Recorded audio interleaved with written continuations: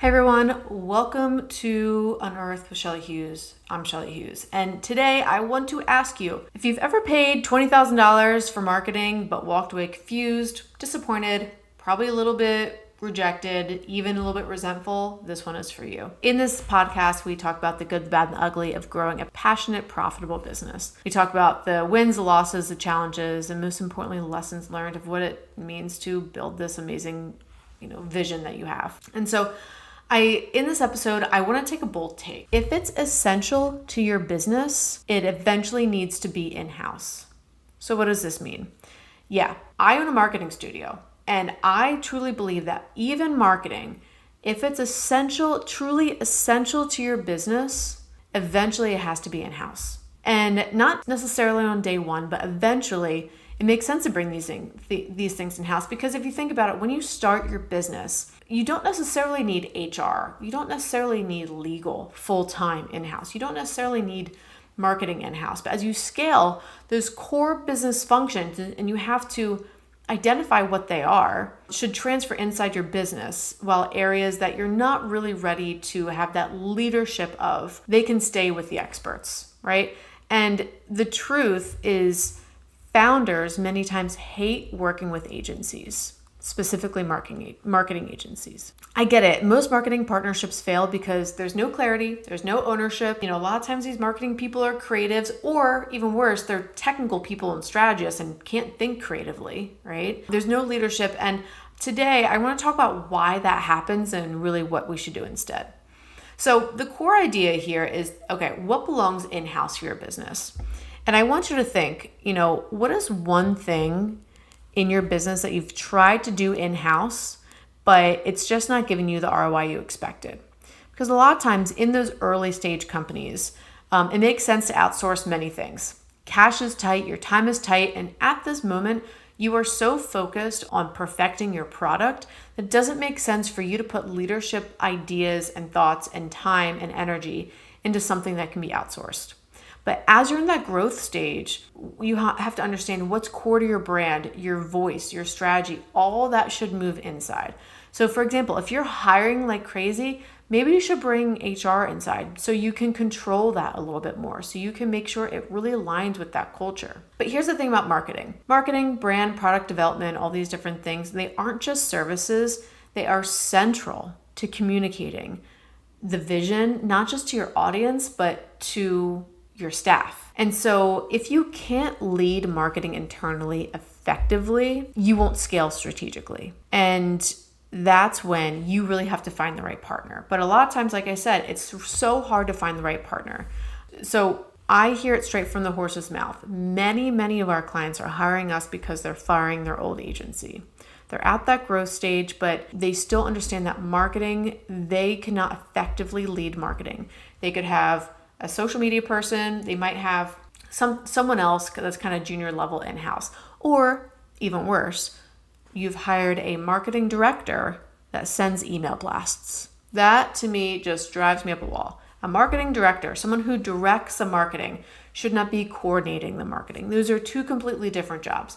That means if that marketing director, or you're calling that person a CMO, or whatever high level position you're calling them, they're sending out the email blasts, typing them, composing them, hitting send, they're not leading the marketing. They're doing the marketing. And what does that do, right? It shows that marketing isn't being thought of as an essential part of your business. And there's no leadership behind it, because it's just honestly a to-do list. And so I talk to a lot of clients who are, firing their old agency, and I hear a lot. And think of this as a checklist. If you're feeling 1, 2, 3 of these, it might be time to search for another partner. Or better yet, if you do feel like you can bring marketing in-house, do that. One, many people hate that there are too many agency silos. You have a PR agency, you have a digital agency, you have all these different agencies, and they don't talk to each other, and it takes a ton of bandwidth for you to organize all of them. There's no marketing leadership, really just task takers. There's a bait and switch. You're usually sold by the founder or someone higher up and then handed off to a junior person. There's no education. A lot of times I hear, Shelly, I spent $20,000 on digital marketing and I never really even understood it. right? 5, it's not a really true partnership. You feel like you're working with a project manager that's just kind of moving around chess pieces and not a strategist. Bad workflows. Agencies are often led by creatives, not operators. Number 7, poor discovery. I hear people say all the time, they just don't understand my business. So how can you strategize marketing for a company if you don't really understand their business and really their goals? And like, people say they have this discovery phase and it's really great, but they really don't. Also, finally, is accountability gaps. How do I hold them? I hear this all the time. How do I hold them to the results? I know they're doing this thing over there, but how do I know they're doing this thing? And so I hear this all the time. So if you're feeling 2, 3 of these, that is when you should really be thinking about, okay, who am I letting do this really important job? And so this is really what to look for instead. It's about choosing the right partner or bringing it in-house, right? 1, it's integrated support. It's one team, not 3 different agencies. If an agency says they're full service, ask them how they can be full service and still do everything well. Because I bet you, if they're not set up well, they can't. They may only do one or two things really, really well. And the thing about this one too is ask them like, hey, okay, we're a brand new client. We're paying you a lot of money. What happens to your bandwidth if when you get another client, what happens to us? Are we going to be your favorite student still? Are we going to get the same amount of attention? Are you going to hand us off to a more junior person? What does that look like? Because that answer is very important. Look for strategic leadership, not just fulfillment. When I started the agency, my goal was to not add on to capacity. What we wanted to do is give true value and give true direction and align business goals with marketing goals. Not just say, hey, do you want digital marketing? Because I own a digital marketing company. I feel like everyone needs digital marketing, and that's not true. And so when I started this business, I want to make sure that I didn't silo us into a service. And I can talk about how, I mean, maybe not today, but I can talk eventually about how I have structured this company. But my goal was never to sell a service. It's to really sell a solution. What's important is really clear communication and education. Know what you're paying for and why. You need someone to champion, a champion that really understands your business. You want process driven. You don't want chaos.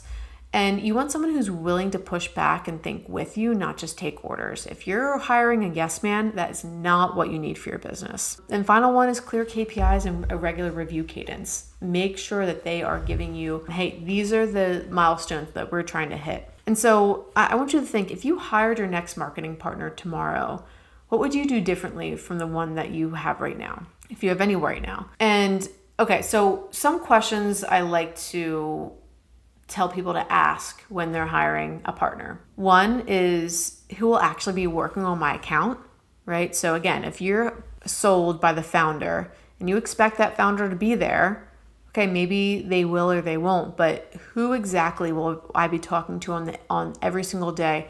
Not just a project manager, but who will actually be working on my account? Number 2, how do you communicate results and what does your reporting process look like? Make sure that they know when they are going to be communicating with you so you can hold them responsible. You can ask, what does onboarding look like? It's a really important question. How do you make sure you understand my business before building the strategy? And if they say things like, oh, we'll have a discovery call and we'll understand your goals, like, you want specifics. How are you going to understand my customer? How are you going to understand, especially if they don't even talk about your customer, or if they just brush your customer to a side and just mention them once, they're probably not a good match. 5, how do you handle content, feedback, and revisions? That kind of shows what their workflow is like. If they say everything is an email, I would run away screaming. 7, and here's the thing about this one. Sometimes you want an agency to specialize in your industry, so keep that in mind. But sometimes if all your competitors are using the same agency, your messaging will be diluted because it's really all coming from the same source. So when you're asking them, okay, what's your secret sauce? What do you do better than anyone else? Or what's your niche? For example, we were going to work with this relatively large retirement community, and this person worked with another agency, but this agency was fully focused on the retirement community industry. And he was telling me, he's like, we look like every other one out there, every single other one out there, which makes sense, right? It's so good to be industry knowledgeable. But when an agency only works with a single industry, how on earth are they supposed to, number one, differentiate each? Number two, I feel like there has to be some conflict of interest going on there. If someone has an award to go up, okay, you submit all of them, but what does that look like, right? How can someone champion a single client if you're putting all of your clients up for this award? And so I feel like, yes, you can ask about industry niche and things like that. And sometimes it's important to have the industry knowledge, but you don't necessarily want them fully niche down on your industry. You can ask them, what KPIs will you track and how will you measure success? If I want to scale up or down, what does that flexibility look like? And that just shows, okay, if you're in a contract, is that a year contract? Okay, what if it's not working? Those are all really good questions to ask. How do your internal teams, PR, content, digital, how do they all work together? What does that cadence and communication look like? And what's your process for pushing back or guiding strategy if you think I'm off course, right? And, maybe it would be good to not necessarily ask these questions up front, but have these questions in the back of your mind to see if they've answered them without you even asking. And the funny thing about this, right, is I started this company really as a fractional CMO-led marketing studio. I did not want to sell a service. I did not want to sell PR or sell digital, because if you came to me and said, hey, I have this problem, and the only thing I did was digital marketing, what do you think I would sell you? So when I started this company, I really wanted to make sure that all these challenges that, that our clients have every single day, I wanted to make sure I fill that gap. So at the end of the day, marketing isn't just about throwing money at the funnel, especially just at the top of the funnel.